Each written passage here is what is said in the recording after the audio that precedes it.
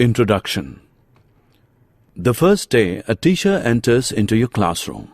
What do you say to the teacher? You all wish a very good morning to the teacher. Suppose, if all the doors in your room are closed, then how can you guess whether anyone is crossing the room? Yes, you can identify it by hearing the footsteps of the person.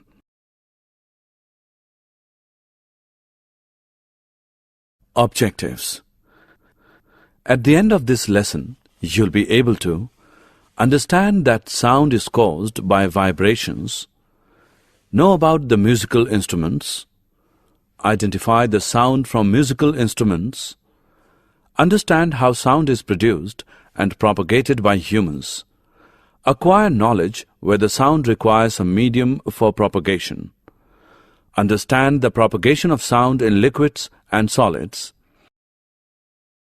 analyze the working of human ear, define amplitude, time period and frequency of a vibration, distinguish between loudness and pitch, analyze the audible and inaudible sounds, differentiate between noise and music, understand about the noise pollution and its control measure.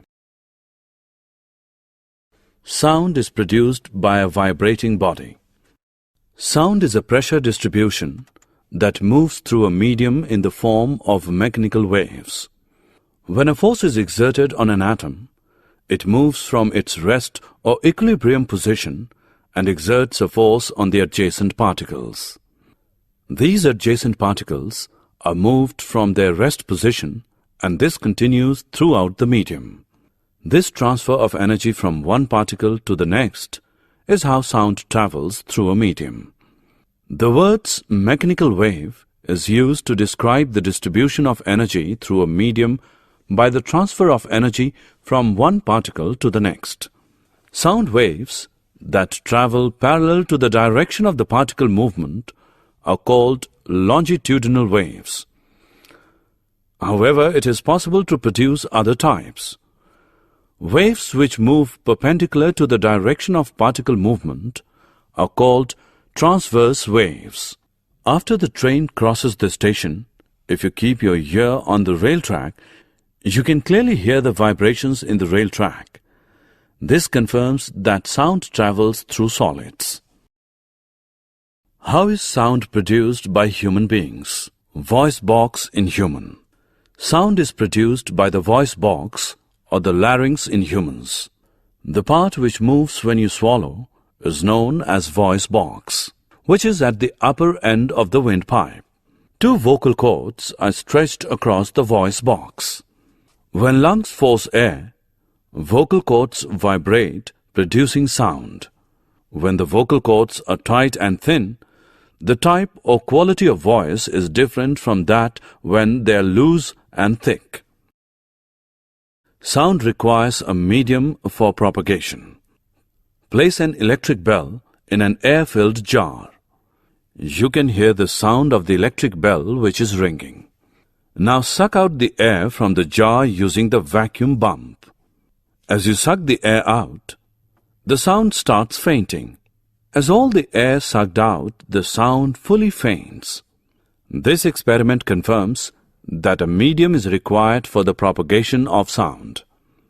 Sound travels through solids. Ask your friend to hit the bench using a stick at one corner. Keep your ear on the bench at the other corner. As your friend hit the bench, you can hear the sound at the other corner. This confirms that sound travels through solids. Sound travels through air, gases. What you hear is the propagation of sound through air. If there is no air, we can't hear the sound inside the room. We all hear the sound of moving flight.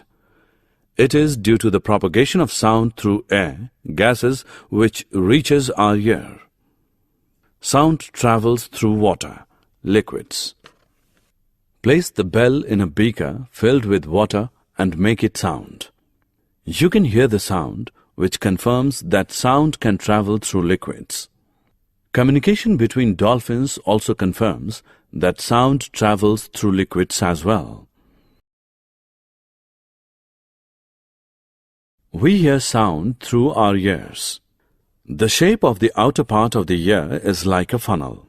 Sound enters and travels down a canal at the end of which a thin membrane is stretched tightly called eardrum. Sound vibrations make the eardrum vibrate, and the eardrum sends vibrations to the inner ear, and through inner ear it goes to the brain. This is how we hear sound.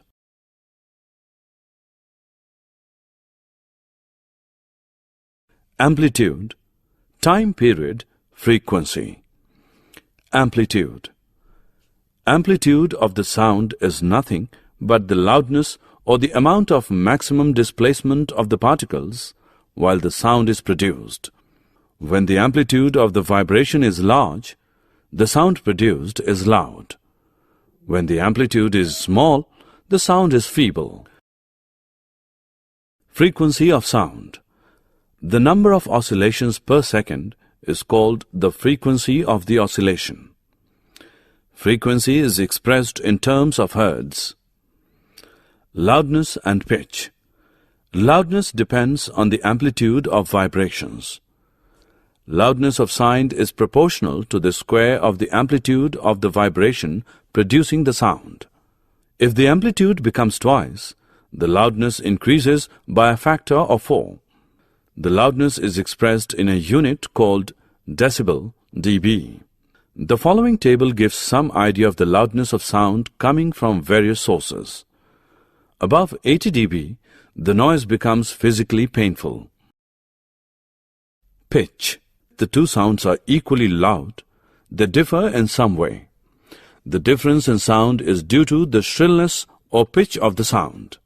If the sound has high frequency, then it has high pitch or shrillness. If the frequency of vibration is low, then it has low pitch, that is, vibration of drums. Audible sounds. Sounds which we can hear is about 20 Hz to 20,000 Hz. These sounds are called audible sounds. Ultrasonic sounds. These squirrels communicate with each other with a frequency greater than 20,000 Hz. These sounds are called ultrasonic. Dogs, whales have the ability to hear ultrasonic sounds.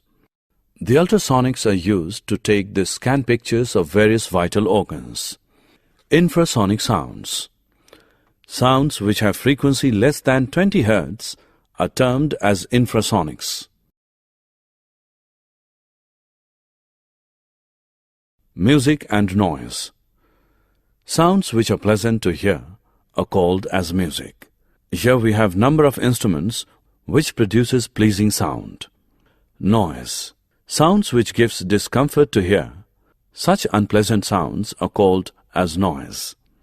For example, when a cup of glass breaks, it produces noise.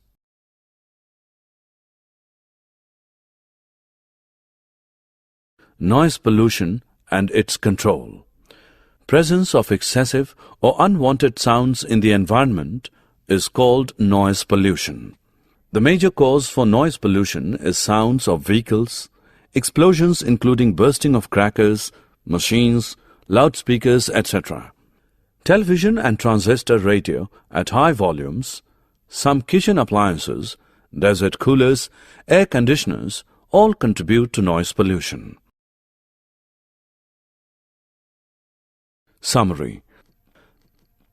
Let us summarize what we have learned. Sound is produced by vibrating objects and it is carried in all directions in a medium.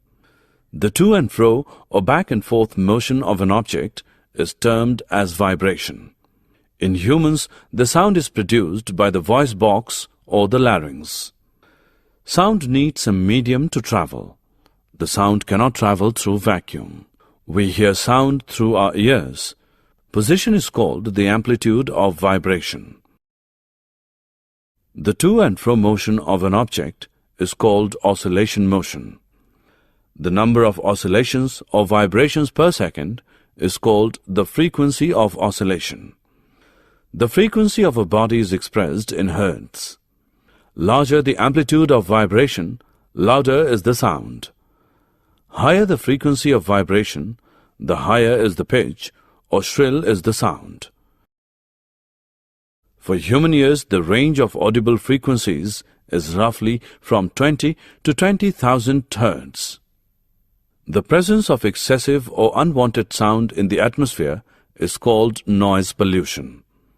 Major causes of noise pollution are sounds of vehicles, explosions including bursting of crackers, machines, loudspeakers, etc.